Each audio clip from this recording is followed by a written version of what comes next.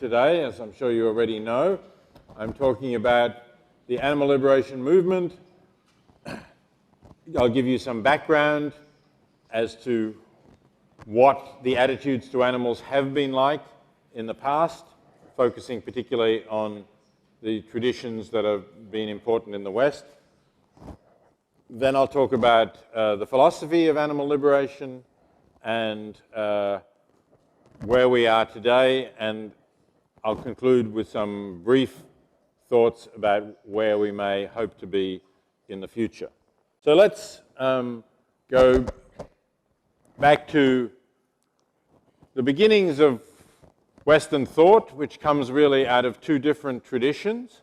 Obviously, one of the traditions is the Hebrew tradition, the book of Genesis, and as I'm sure we all are aware, the book of Genesis explicitly states that God gives man dominion over the animals. Now, we might think today that we are not likely to take that very literally, but it has certainly been influential in the past when we look at justifications for not giving weight to the interests of animals. So this is the first one of these roots, which leads into the idea that we are entitled to, justified, to use animals as things to meet our needs or our interests, including, of course, most centrally for food. And here's the other major root of Western thinking coming out of the philosophy of ancient Greece. And although there were different philosophical lines of thought in ancient Greece, there was a Platonic view and even a Pythagorean view, which seems to have been more sympathetic to animals and to vegetarianism. But perhaps unfortunately for the animals, the view that became most influential in the Western tradition was that of Aristotle. And Aristotle's view of the universe was one of a kind of a hierarchy in which the less rational served the more rational, as you can see from this. So Aristotle thought that plants exist for the sake of animals, and animals exist, the brute beasts he calls them, for the sake of man. And this is justified in terms of higher levels of rationality going on here. Aristotle notoriously applied this also to the differences between Greeks and non-Greeks, those whom he referred to as barbarians. And because he thought Greeks were more rational than the barbarians, he also justified slavery, because the less rational, again, served the more rational, so it's legitimate for the Greeks to enslave the barbarians. We have, excuse me, we have, fortunately, many years ago, rejected that view, but as far as Aristotle's views of animals are concerned, they have not really been rejected, or not completely. So Aristotle's views came into Christian thought through the work of Thomas Aquinas, who was the most significant of the medieval Christian thinkers, so-called scholastics. And he was familiar with Aristotle because Aristotle's work had come down to him through being preserved in Arabic philosophy, and therefore came down to Aquinas, who simply referred to Aristotle as the philosopher. He didn't really know other comparable philosophers. But Aquinas quite explicitly combines the Aristotelian view with the Hebrew view and the early Christian view. And so in this particular quote, he is really referring to the verse from Genesis that I gave you earlier, He says God has subjected all things to man's power. But look how strong the implications are that he draws from that. He says it doesn't matter how we behave to animals. And elsewhere he elaborates on this to say there is no sin in being cruel to animals. Or there's no sin really in anything that we do as far as it directly concerns animals. Partly because of God's dominion, partly because of the Aristotelian justification that they exist to serve us, and also, he says, because they don't have immortal souls. So that's also seen as a reason for thinking that it doesn't matter what we do to animals.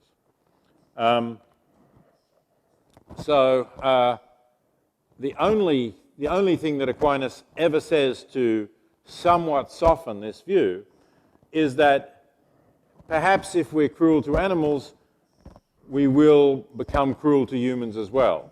In other words, we'll develop a cruel nature and we'll be worse to humans. And if so, then that would be bad. But it would only be bad because it's bad for humans. Again, the animals don't really matter. The fact that we're causing animals to suffer doesn't matter in itself.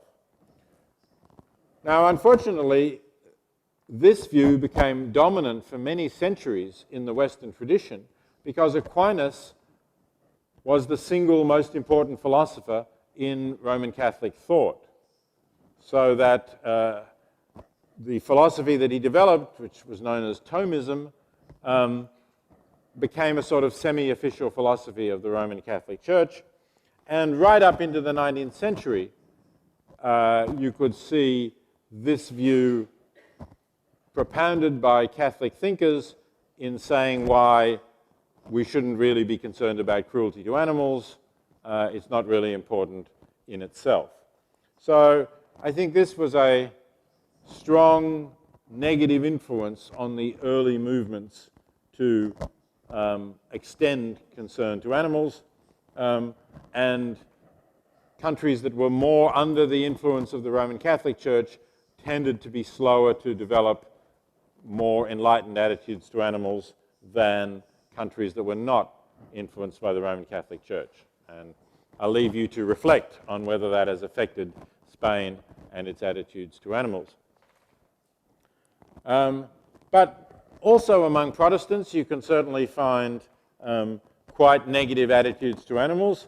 Here's Immanuil Kant, the great German philosopher of the late 18th century, one of the greatest philosophers who ever lived, undoubtedly, but in terms of his attitude to animals, I think not at all a careful or clear thinker. Because he says, like Aquinas, though not for exactly the same reason, but like Aquinas, he says, we have no direct duties to animals. So again, the only reason for not being cruel to them would be if, therefore, it indirectly leads us to treat humans badly. Animals are not self-conscious, that's his reason, and therefore, and are there merely as a means to an end, and that end is man. He doesn't explain why a being that is not self-conscious could not be an end in itself, why the fact that it does not feel pain is not an end in itself. And I think it would have been really quite consistent with some of Kant's views if he'd accepted that.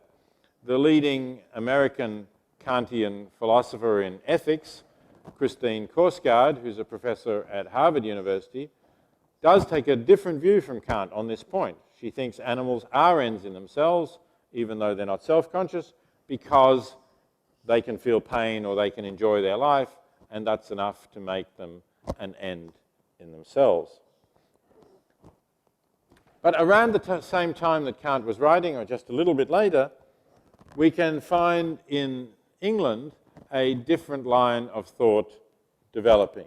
And here's the man who first states it clearly, Jeremy Bentham, the founding father of the English utilitarian school, who wrote in this work, the Introduction to the Principles of Morals and Legislation, which he published, which he wrote shortly after the French Revolution.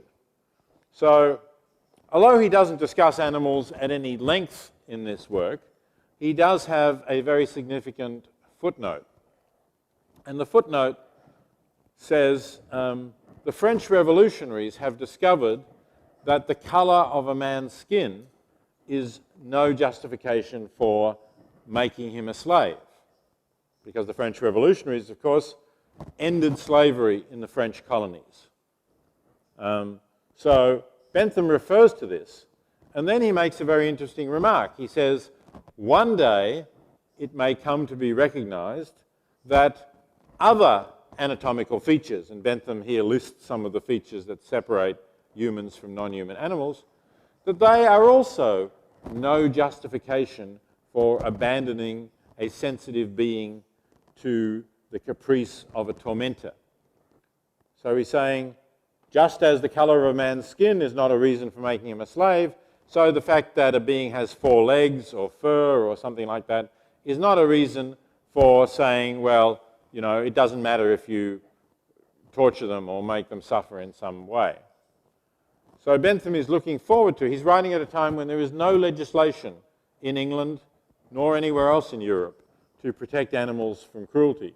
And he's looking forward to a time when that might happen. And he considers, this is quite a long footnote, obviously, as you can see, he considers the objection, I suppose perhaps thinking of Kant, that somebody might say, well, they can't reason or they can't talk. And he says, that's true, but it's also true of babies, for example. Human babies cannot reason, nor can they talk. And then he says, in any case, that's not really the question.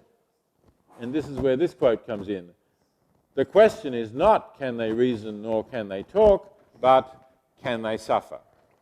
So Bentham, I think, is the first to put this so clearly that it's the suffering that really matters, not the capacity to reason or to use language, and also, very interestingly, to draw this comparison with racism and the racism that led to slavery.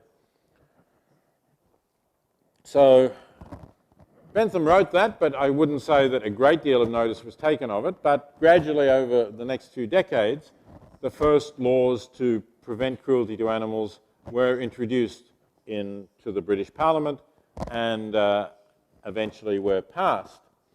And the change of attitude that then developed, I think, was also influenced by this man, Charles Darwin.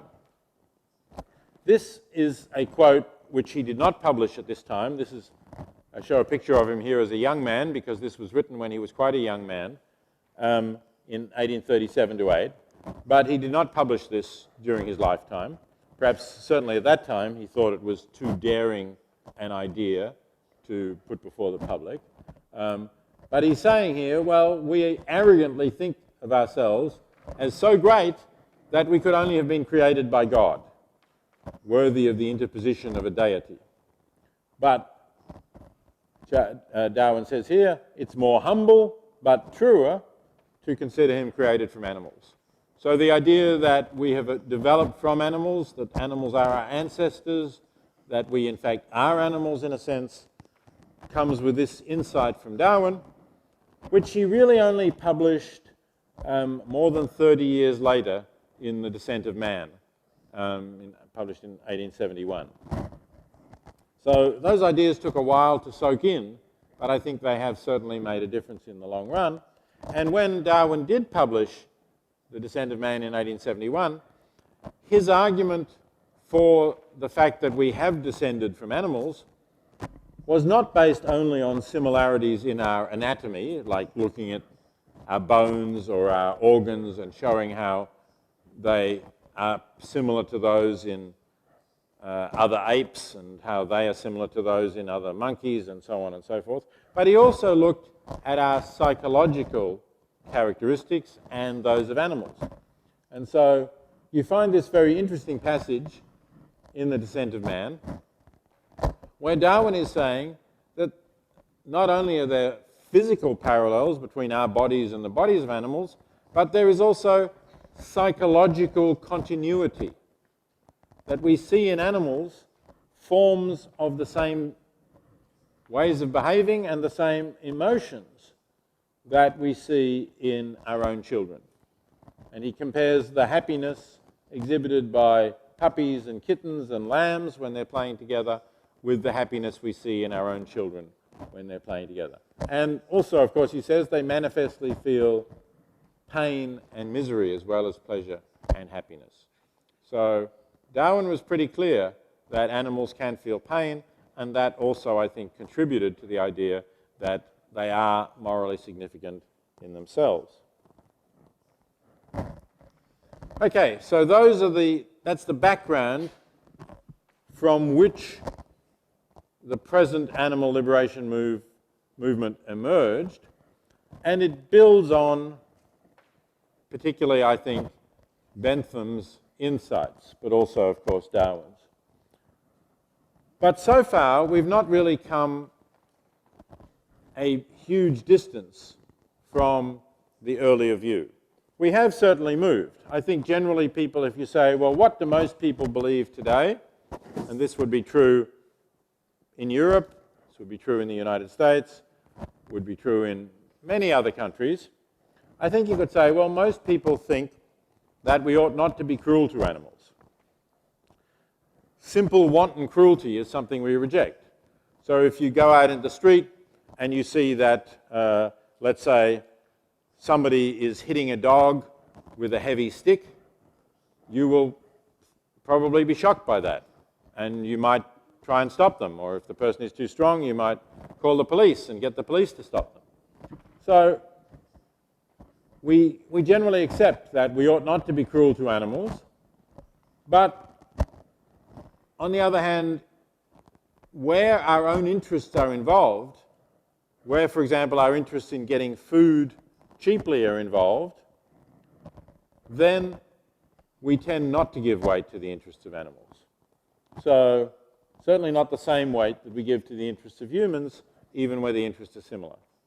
So I think this view has some problems both of coherence and problems of how it would be defended.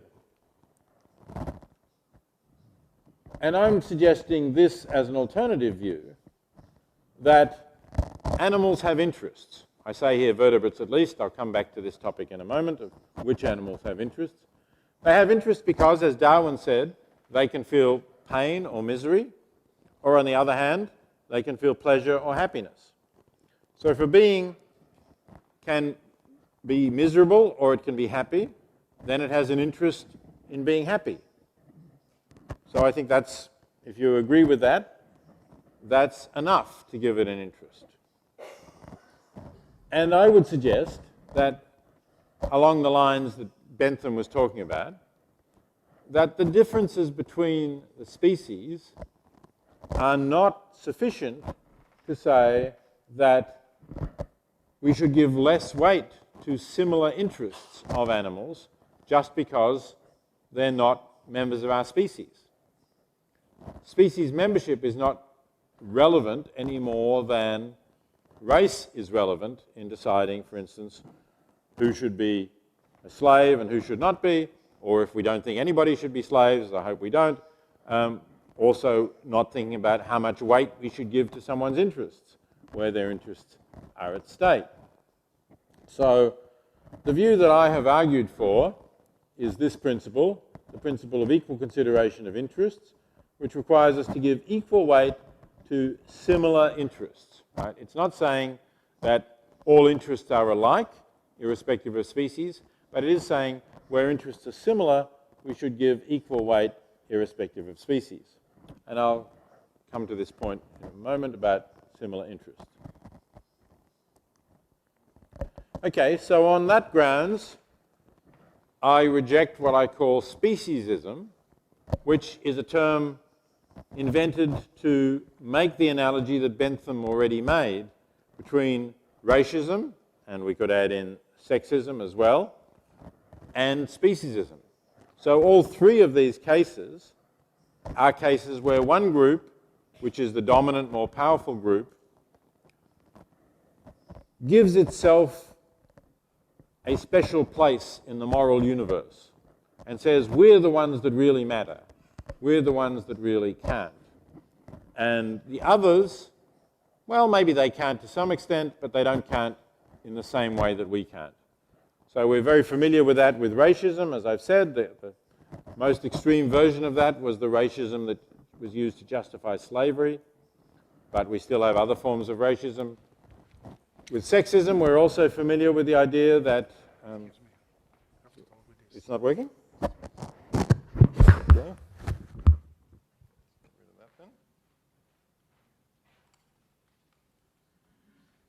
Okay. So with sexism, we've had somewhat similar ideas. Again, the ideas that males are more important, that they should rule, that they, for a long time, were the only ones who could vote, and before that, the only ones who could be elected to parliament, and so on. We're familiar with a whole lot of laws that disadvantage women, and now we're starting to emerge from that. But as far as speciesism is concerned, we are still very much in the midst of a speciesist era, one in which our practices are very much in accordance with the ideology that humans, if you're a member of the species Homo sapien, you're more important than if you're some other kind of being. All right, I did say that I would look at the question of which animals have interests, are capable of feeling pain. And first we should ask, well, how do we know that any animals can feel pain? So here very briefly is the kinds of evidence that we have. We can look at the nervous systems of animals. We can look at how they're organized. We can look at what happens in their brains when they suffer injury, for instance. And we see that similar things happen in animals, certainly the animals that are more closely related to us, the birds and mammals and other vertebrates to some extent. We can see that similar things happen with them as happens with us. So that's perhaps the most important kind of evidence, but we also see similar behavior, as Darwin noticed. We see evident signs of pleasure and joy in puppies and kittens playing, just as we do in our own children. And when we inflict pain on an animal, we see behavior that also very often resembles the pain behavior of ourselves, that we recognize as that's how we behave when we get injured, when we're in pain. And thirdly, we have a common evolutionary history. So given that we have similar nervous systems, anatomy, similar behavior, it's very plausible to believe that this is because these nervous systems function in the same way, have a common origin, that already before we divided from the other animals, this capacity for pain, for consciousness, had already evolved. So those are the grounds why I think we should accept that animals have interests. But you might say, well, this is still very broad. We have to say something about which animals. Because particularly if we talk about common evolutionary origins, obviously the evolutionary separation between us and chimpanzees happened much more recently than the evolutionary separation between us and fish, for instance. So we do have to acknowledge that. And so when we ask whether animals feel pain, I think we have to acknowledge that the degree of confidence we can have will vary depending on the similarities of the nervous system and the brain, the similarities of behavior, and the evolutionary distance that we have. So I think it's reasonable to believe that all vertebrates can feel pain. I think the evidence is strongest for birds and mammals, but I think it's reasonable to believe that all vertebrates can feel pain. There has been some research on fish, which does seem to suggest that they feel pain in similar ways to the way that we do. When you get to invertebrates, it becomes a little more difficult. Their nervous systems are less like ours. Their evolutionary origin is, evolutionary separation is a lot earlier. So I would start to say at this point, well, I would give them the balance of the doubt where I could. If I don't need to inflict pain on a lobster, then better not to do so. But if, for example, you're starving and you have a choice between eating a lobster or starving, then certainly I think you should eat the lobster. Maybe in those circumstances you should eat the birds or mammals as well. But if you have a choice between an animal where you could be more confident that there's pain, then you should rather choose the species where you'd be less confident. But sometimes I think there's good evidence that some invertebrates can feel pain, and that's why I've mentioned the octopus here, because the behavior of the octopus is very difficult to explain without assuming that an octopus is capable of thought, of actually solving novel problems. If you're skeptical about that, I suggest you go to YouTube and Google some videos about octopus, and sooner or later you'll come along to a video which shows an octopus. This is a kind of octopus that eats small crabs, and the octopus has been given a crab to eat, but the crab is in a glass jar with a screw-top lid. Now, the octopus has never seen a glass jar with a screw-top lid. Obviously, it did not evolve to get food out of glass jars with screw-top lids, but the octopus doesn't take very long to work out that it can open the lid with its tentacles and get at the crab that's in there. And I think that has to involve some kind of thought. But anyway, I think it's all a matter of, of going from great confidence to low confidence, and with clams and oysters and so on, I think the confidence you could have that they can feel pain is very low because their nervous systems are very rudimentary. So perhaps there you could say there isn't too much risk that they can feel pain, but in any case, avoid inflicting pain where you can. Where you can't be certain seems like a useful rule. The last question that I'm leaving with here is, in saying that they can feel pain, it's still hard to say exactly what that consciousness is like and to what extent it compares with our own. But I don't think we should think that it's necessarily going to be less than our own, because we're not talking about a human being. So animals have some senses which are very acute, obviously. Everybody who's had anything to do with a dog will know that a dog has a more acute sense of smell than we do. Less acute sense of sight, but a more acute sense of smell. So there are no doubt some animals which may have more acute senses of pain because that may have been necessary for them to survive in their environment than we do. There's no particular reason to think that that could not be so. What you can say is that the kinds of distress that involve reflection and thought about more complex, more abstract ideas, they probably are things that are more limited to human beings, and indeed not even present in all human beings, as Bentam pointed out, certainly not present in babies, but something that humans, more mature humans, would have. So here's an example of this. Here are some cattle, cows and their young, which are being kept on an organic farm. This photograph was taken quite near Princeton University in New Jersey. An organic farm that provides the animals with plenty of grass, as you see. The young are kept with their mothers for some months after they're born.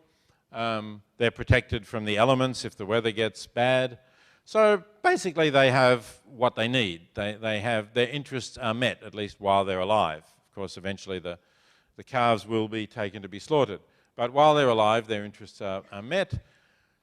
The interests of humans would not be met like that. The interests of humans, you can give them enough food, you could keep them in a small social group, you could protect them from predators, but we think at least that they have other interests, that they have, for example, an interest in learning about the world, getting an education, which cows do not have. So I'm not saying that the interests of cows are the same as the interests of humans. I am saying where we're talking about similar interests, then we should give them similar weight. And the most important area, I think, the most significant area where this question of dissimilar interests is relevant to our treatment of animals is in the question of whether it is wrong to painlessly kill non-human animals in the way that it is wrong to painlessly kill human beings. And I'll come to that in just a moment. Let me just say something about progress that's been made. I'll be talking towards the end of the talk about progress for animals. But I think the argument that I've put forward has made progress in being more widely accepted than it was back in the 1970s.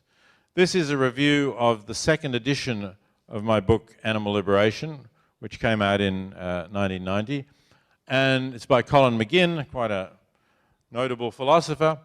And what he's saying is that the argument that I put forward in the first edition, which was published in 1975, has actually been won, as far as he's concerned anyway, in principle, if not in practice. So it hasn't been implemented.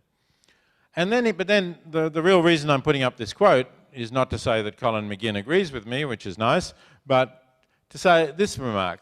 So he's saying that 20 years ago, if he had said that this argument about how we treat animals, that the way we treat animals is deeply and systematically immoral, he would have been accused of shocking moral arrogance or mild insanity. So in that space of 20 years, the argument certainly got more widely accepted, that there is something deeply and systematically wrong with the way we're treating animals. And that's an important aspect of the progress we need to make. Now, let me come to that question about killing that I mentioned a moment ago. I'm going to talk about three questions that I think are open questions. So for those of you who are philosophers or studying philosophy, interested in doing philosophical work in this area, these seem to me to be questions that are worth working on, where there's plenty of scope for argument and further discussion. So the first one is, as I said, this question, is painlessly killing animals wrong? Now you might say, well, if animals can live happy lives, isn't it better that they live happy lives than that they be killed? And the answer to that, of course, is yes. But in the case of these animals, who are living happy lives at the time this photo is taken, I believe, if the farmer were not allowed to kill them, they would not exist at all, because the farmer has to be paid for his work, has to be paid for the labor and the food that he provides when there isn't fresh grass for them to eat. So the calves here will be killed in a few months, but they will be replaced by other calves that will also have happy lives. And the argument's therefore put forward that if what we're interested in is animals having happy lives and not suffering, then painlessly killing them does not prevent that. In fact, painlessly killing them, it could be argued, permits more animals to be alive and to have good lives, insofar as they are animals that have happy lives, like these ones. So this is a complicated question. Should we think of animals as replaceable in this way? And I refer here to the book published by Derek Parfit in 1984, Reasons and Persons, the last part of that, part 4 of which discusses this in a lot of depth. But a number of other writers don't accept this view, don't accept that animals are replaceable, and therefore reject this idea. Here's another quote from somebody who's arguing that even within the idea that similar interests ought to get similar weight, this doesn't show that it's wrong to kill animals painlessly. Roger Scruton is a British philosopher, and the difference that he's pointing out to is the idea of a timely and an untimely death. So with humans, if somebody is killed, let's say somebody who is killed while they're a student in their 20s, at the age of 20 or something like that, we think what a tragedy that is, because this person could have gone on to achieve other things, to do many good things. This person's life was cut short before those achievements could be made, and we think of that as a tragedy. So Scruton's claim is that in the case of cattle, it's not a tragedy if they're killed at 30 months rather than 40, 50 or 60 months, because their life would not have been significantly different. They would not have achieved more in their lives than they already did. And so if they're killed, it's different from killing a normal human being because of this idea that there was more for him or her to do in the case of the human, which does not apply to cattle. So there does seem to be some truth in that point. Let me just mention, though, that this is not a reason for thinking that all human lives have some sort of special value that no animal lives have. So it is still not a reason for the traditional doctrine of the sanctity of human life, which puts all human lives above all non-human lives. Because, again, as Bentam pointed out, some humans do not have capacities to reason or talk higher than those of non-human animals.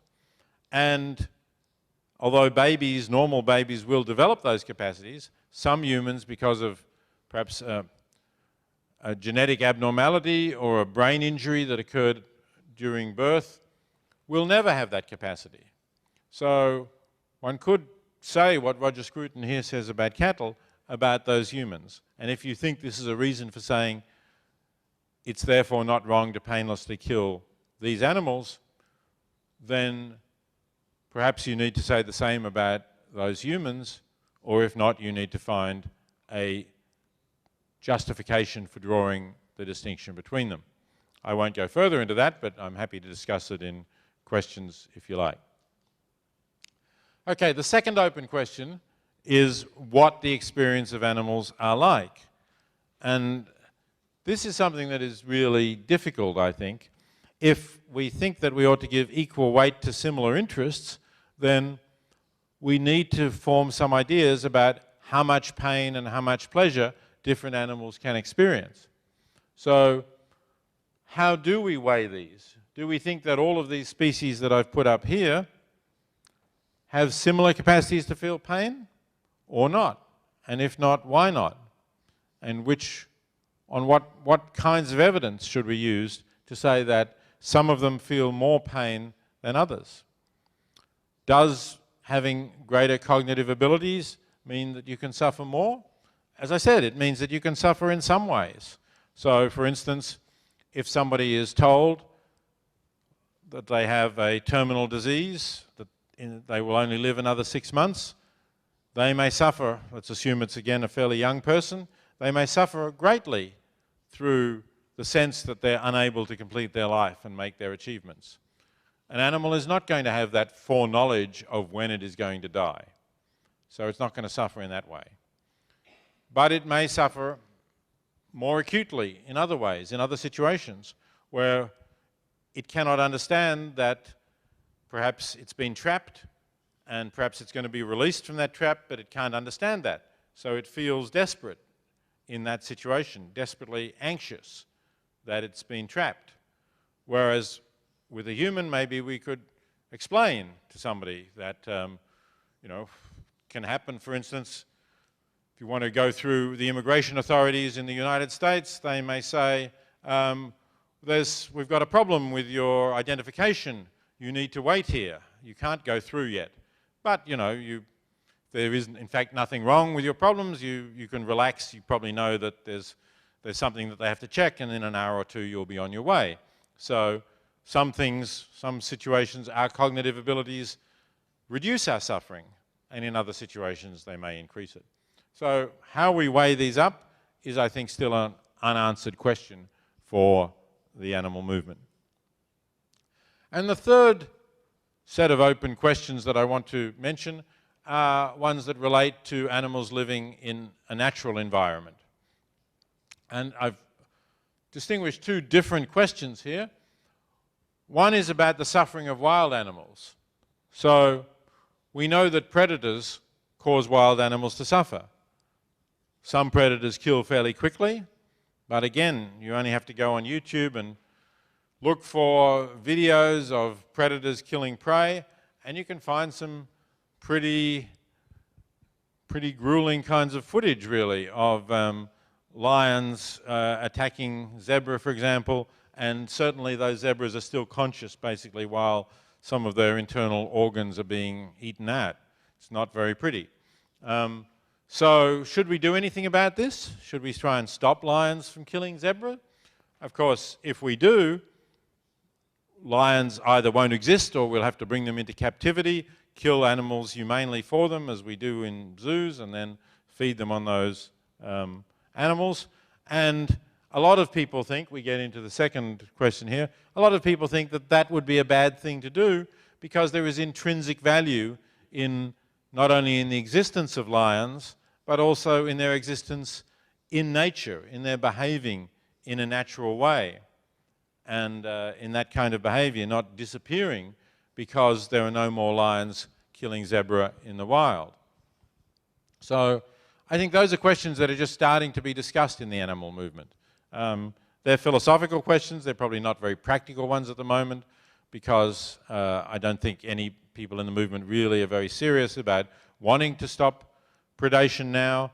But that's perhaps because of the priorities of the movement, which, for very good reasons, are different. And I'll come on to those priorities in just a moment. But it is still, I think, a challenging philosophical question about whether, if we solved other problems relating to the way we treat animals, we should deal with this problem as well. Okay, so those are the open questions. Let me say a little bit, still in looking at the present, about practice, not about the philosophical theory, but about the practice of how we treat animals and at some of the progress that we've been making. So I'm focusing particularly on animals used for food, and the reason I'm doing this is because of the numbers involved. Okay, so if you look at the number of animals killed in research, which is one of the other areas that people in the animal liberation movement typically talk about, roughly maybe 100 million animals are used in research each year worldwide. We don't really know for sure. There is no good data on that, but that's a rough estimate. Probably wouldn't be too far out. Maybe it's 200, but it's somewhere in that area. Now look at the estimates that the United Nations Food and Agriculture Organization makes for the number of land animals alone, we're not talking about fish here, used in food production. It's 60 billion. So we're talking about something like 600 times as many animals used in food production as in research.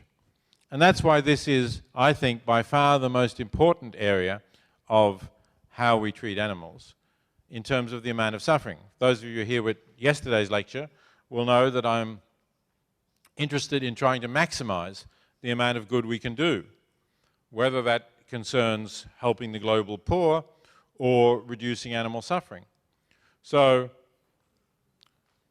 why would you focus on an area in which only a few animals are involved rather than an area in which a very large number of animals are involved?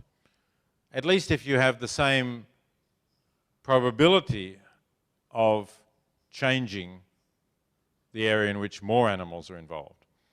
And in fact, I think the probabilities are just as good for food animals. In fact, in some ways I think they're higher, because whereas with the use of animals for research, scientists can argue, and they certainly do argue, that without research we will not be able to cure major diseases like HIV/AIDS or cancer or diabetes, that we need to use animals in research if we're to cure these diseases.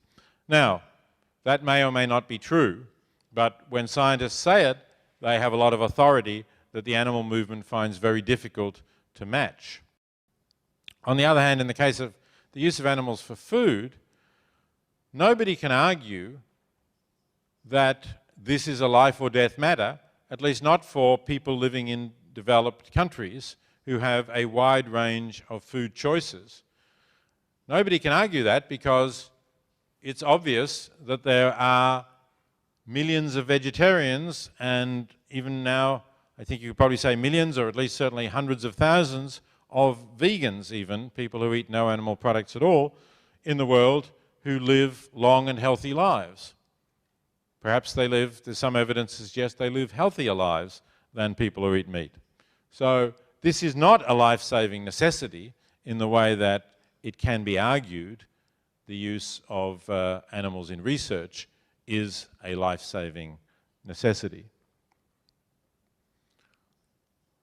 Okay, so we have fortunately made progress in the area of the treatment of animals for food, particularly if we focus on the European Union. I think you can be proud as members of a nation that is part of the European Union that more progress for farm animals has been made through the European Union than anywhere else in the world. And that's a result of initiatives that mostly were started something like 15 to 20 years ago, and only actually fully came to fruition within the last 3 or 4 years.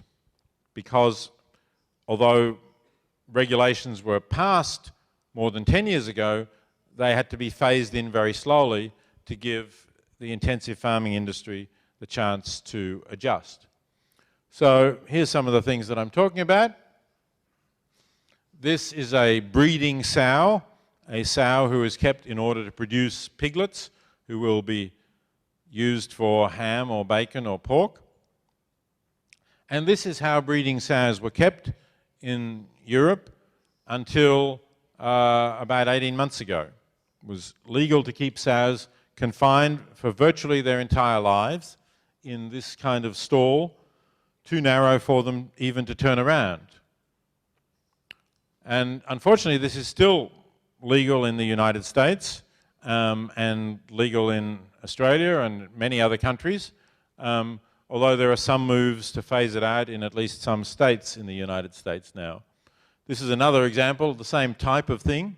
Again, stalls too narrow for the animals to turn around. The only real difference is there's a slatted metal floor rather than a concrete floor. Neither of these is at all comfortable for the animals, but they save labour as compared with putting straw on the floor, for instance. So it saves money, so that's what's done. And unfortunately, that's still the case. Even though it's illegal to keep pigs in such narrow confinement, you still don't have to give them bedding. So as I said, the notice of the ban came into effect in 2001. The ban came into effect in 2013. And there are some states that have now said that this is going to be phased out. The most important one is coming quite soon, next January in California, unless various lawsuits that are currently going through the courts in the United States succeed in blocking it. And that is a real danger, but we will find out whether the courts uphold them or not. Here's something else that was standard in the European Union until quite recently, the battery cage system for hens. Extremely crowded, as you can see, very little space for the birds. Completely bare wire cages, no nesting area or anything like that for the birds to lay their eggs in, although it's been shown that it is innate in hens to wish to lay their eggs in a sheltered, protected area.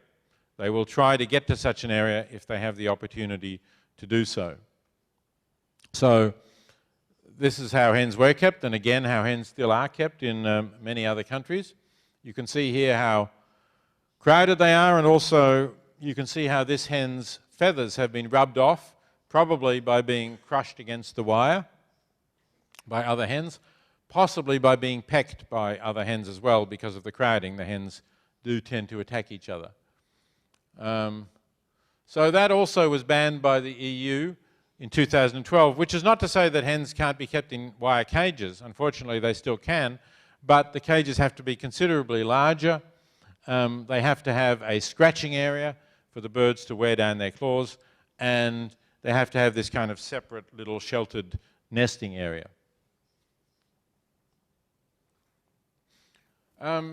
This is a chicken producing factory farm, and unfortunately this is not illegal in the EU or anywhere else. Chickens have become very cheap, as you know, and they become very cheap because of the mass scale of their production and the very little labour that is used to look after them. So this is a vast shed with about 20,000 chickens in it. They are automatically fed through these pipes and feeders. So one of them will be bringing water, one will be bringing food into the shed. And the birds are, as you can see, extremely crowded. They're also in vast numbers, which means that they can't identify other birds. Normally in a flock of up to 90 hens, they get to know other individuals, and they understand which birds will be dominant over them and which birds they're dominant over, and so a pecking order forms, and essentially they don't get attacked. But in such a large group of birds, they can't possibly know other individuals, and they are likely to be much more stressed and much more under attack.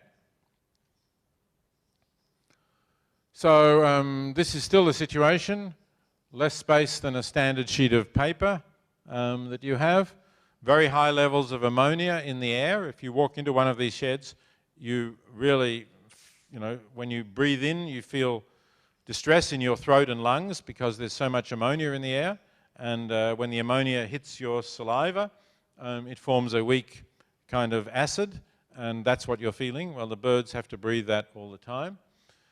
The birds are bred to grow so fast that their legs sometimes collapse under them. Essentially, these chickens, which get quite large, that people buy in the supermarket, are really babies. They're 6 weeks old. Sorry, 42 days is the standard age at which chickens are killed. So at 42 days of age, their legs are still quite weak. Their bones are not fully hardened, and so their bones may collapse under them. And if their bones collapse under them, and let's say it's this bird here, it's not going to be able to get any food or water. It's too far away. So it's just going to sit on the floor there, unable to move. Nobody is going to come to help it. Nobody is going to individually inspect all these chickens. Just doesn't pay. They're too cheap, not worth the cost of paying the labour. So that bird is going to die of thirst right there in the middle of the other chickens. Eventually somebody will come through the shed and notice that there's a corpse on the ground, and they'll pick up the corpse because that'll start to smell and decay and get maggots. But in terms of actually caring for a sick or injured bird, any mass factory farm chicken producer would laugh at that idea. It just simply doesn't pay. And the other problem with these birds is the reason, as I say, they're bred to grow so fast that their legs may collapse. And they're bred to eat a lot in order to grow fast. Now, these birds, of course, have parents. The birds that you're eating, if you eat chicken, at 42 days of age, are immature. They're not sexually mature, so you can't breed from birds at 42 days of age. You have to have older birds, which will be the parents of the other birds that you saw in the shed. But because they have to be the same breed, and they have to grow, they will also grow very fast, and they will also have a huge appetite. And if you let them eat as much as they want, they will get enormously obese, right? At 42 days, they're the size you see in the supermarket, but imagine at 6 months or 9 months, when they're sexually mature, they will be very obese. And they might well just get heart attacks and die, or in fact the males may be so obese that they're not really capable of mating with the females. So how do you stop them getting so obese? Simple. You don't feed them as much as they would like to eat. So they're bred to have a big appetite, to grow fast, and then the breeding birds are kept permanently hungry. Otherwise, there would be no more chickens. Okay, just briefly to say something about fish. I said before that there's 60 billion animals, land vertebrates, I should say, used for food. The numbers for fish are even bigger. According to this website, fishcount.org, it's at least 1 trillion animals. Some fish, of course, are very small. So the numbers are huge. This doesn't include the bycatch, which are thrown away, depending on the species that you're fishing for. Maybe about 1/3 as many fish are caught and thrown away, usually dead if they've been hauled up from the deep ocean. And as I say, there's strong evidence that fish do feel pain. Here's a book by Victoria Braithwaite called Do Fish Feel Pain? That's worth looking at if you question that. And there isn't really any humane slaughter for fish. So the ways in which they die in commercial wild-caught fisheries in particular, but also fish farms, are generally involve pain and suffering. So even if they don't suffer for their whole lives, like the factory farmed animals, because they're swimming in the ocean most of their lives, the numbers are so big that the amount of suffering is very significant. Okay, just to finish off, some brief remarks on where we may be going in the future, and some reasons why we might be cautiously optimistic about making progress in this area. Here are 2 books, one of which is one of my books, The Expanding Circle, Ethics, Evolution and Moral Progress. And here's a book by the Harvard psychologist Steven Pinker. And in a way, they are both putting forward similar ideas. That is, that there has been moral progress over the centuries, and that in some way it may be linked up with our capacities to reason. So I recommend you look at these books. If you want a short book, you should read mine. If you want a book that makes the strongest case for the thesis, you should read Steven Pinker's. He does make a stronger case than I do, partly because his book is much longer, partly because as a psychologist, he documents it with a lot of empirical evidence about the moral progress that we are making and the role that he thinks reason is playing in this. So I found it a very impressive book, and I was glad that he was arguing for a similar sort of view to the one I was arguing for. Now, here are some graphs that come from his book. Here's an example of moral progress. The numbers are laughably small. I said before, I think numbers matter, so I don't think that this is an important issue at all because the numbers are tiny, but it's a sign of, if you like, how public opinion has changed in the United States since 1970 and how that affects the movie industry. So these are the number of pictures made each year, the number of films in which animals were harmed. And as you see, if you go back to the early 1970s, it was somewhere between 10 and 15. Then it started dropping by 1980 to somewhere below 5. And since 1990, it's dropped again, and it's 1 or 0 in most years. So I think that shows that in an area like that, in the area of entertainment, people don't really tolerate causing harm to animals for entertainment in the movie industry. Here's another interesting example about the United States. Hunting is in decline, even though there are still animals to be hunted. The number of American households with hunters is falling, and this seems to be a generational shift, that the younger generation is less interested in hunting. Not that there aren't still interests, but they're less interested in hunting than, again, going back to the 1970s. And perhaps the most significant of these charts is the increase in vegetarianism. This chart shows 2 countries, the United Kingdom and the United States. The United Kingdom is at the higher level. It's represented by these dots, and the line just draws a line through them, showing the trend, rising from about 2.5% in the mid-1980s to somewhere over 5% by 2010. In the United States, actually, you can't see this line very well. It hasn't shown up very clearly on the slide. It starts from a lower base in 1995, somewhere around 1%, but has gradually been increasing. If you can see, I'm trying to trace the line, little dip there, going up again here. The questions asked were slightly different, but the United States question might have been a little bit clearer because it clearly excluded fish, whereas in the UK, some people think that vegetarian might include fish. Anyway, the trends in both cases are up. And the interesting thing is that in the United States, this is also reflected in figures from the meat industry itself, which show that meat consumption appears to have peaked in the United States just a few years ago and is now falling. So, you could go back more or less the entire history of the United States and you would see rising in per capita meat consumption. Particularly beef, which is the dark line here, rose strongly to this highest level ever, about 90 pounds of beef per capita in the mid-1970s.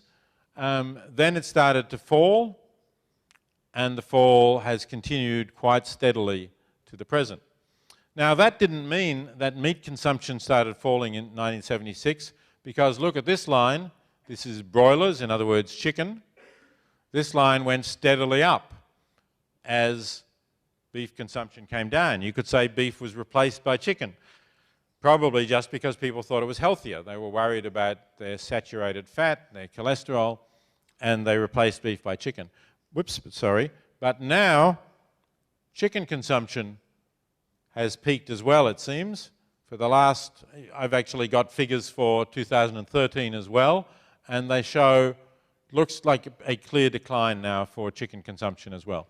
So it's interesting that Americans are eating less meat.